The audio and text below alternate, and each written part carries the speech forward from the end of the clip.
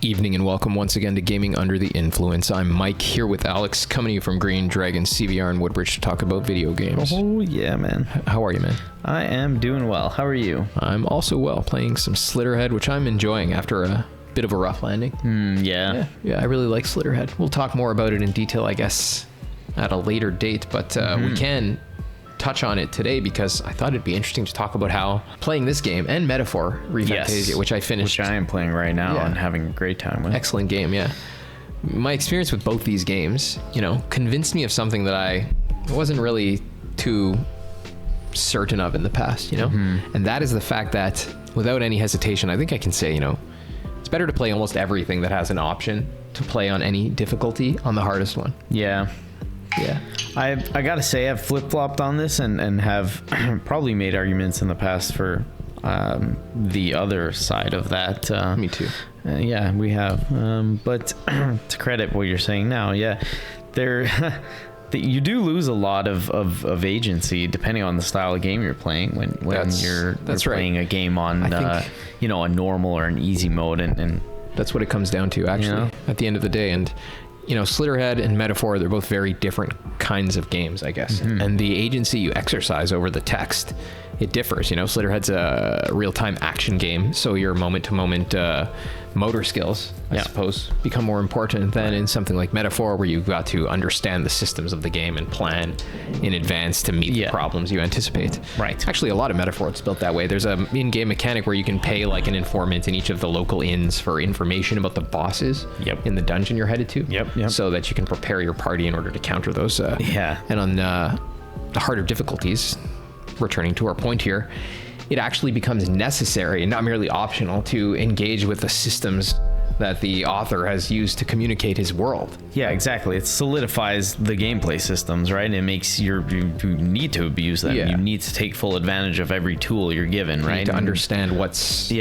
being asked of you and respond in kind. There is a determinate solution to the problem. And Slitterhead and Metaphor, they both demand different kinds of agency from you, but supposing you mitigate the effort that's required on part of the player to meet the challenges in the game, I used to be, like you just said, more ambivalent about this and say, well, normal is the balanced one, the difficulty should be middle of the road. So we always kind of just took it for granted and just assumed, okay, like if they don't give you recommended difficulty, then normal or whatever is just that one. But difficulty, playing certain games, you kind of get the vibe that it's cheapening the systems, the gameplay, like the intended way to play the loop, and while it doesn't seem fun while you're doing that because it dilutes it, right? I think that you don't have to abuse the systems like you should be, right? It does cheapen your agency, and I think the point isn't that all games should be difficult. I think the point is that they should have a cultivated difficulty,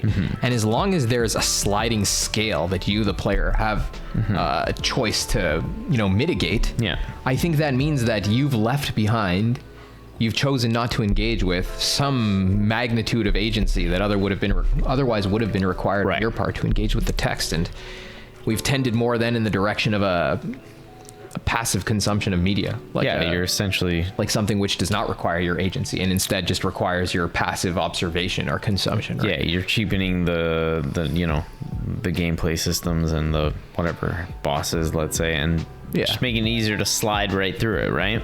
You're mitigating the agency on part of you, the player, required to traverse the text. And there's this great book written in the 90s and updated in 2016 by a lady called Janet Murray. This book is called Hamlet on the Holodeck, and it's about applying theories of literary theories and ideas about narrative to the interpretation of video games and stuff like that.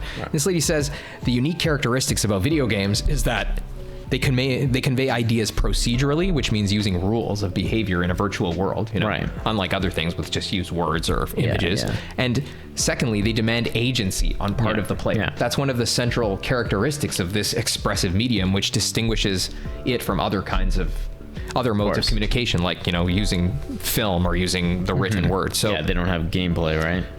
I think what the maker of the game is doing when he's saying, all right, there's difficulty settings, and on the easiest one, or even on the second hardest one, you need to exercise less agency, less effort over the text than somebody who's playing on the hardest one. Right. Yeah. Right.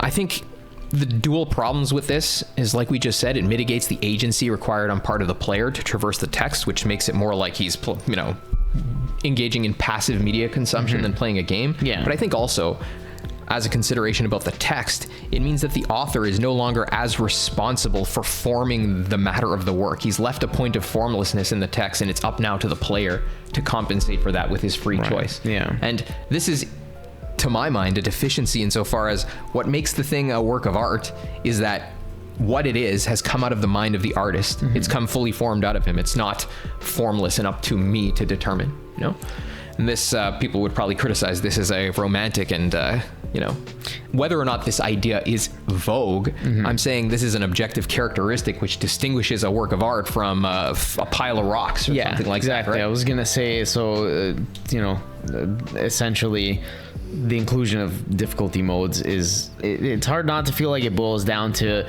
just trying to get out to a broader audience. That's so right. more people can play it, right? And then That's right, maybe it's a cynical way to think about it. It's absolutely but true, right? It's a point of formlessness in the text made so that that text can appeal to a wider range of And we're not readers, saying that it should necessarily be on the side of difficult and that, this game should just be that it should be hard, determinate, but right? Exactly. It should be formed. It could be easy on, like, let's say the easy mode, but just not have difficulty, and everybody plays it on easy, and that's what it is, and that's it, right?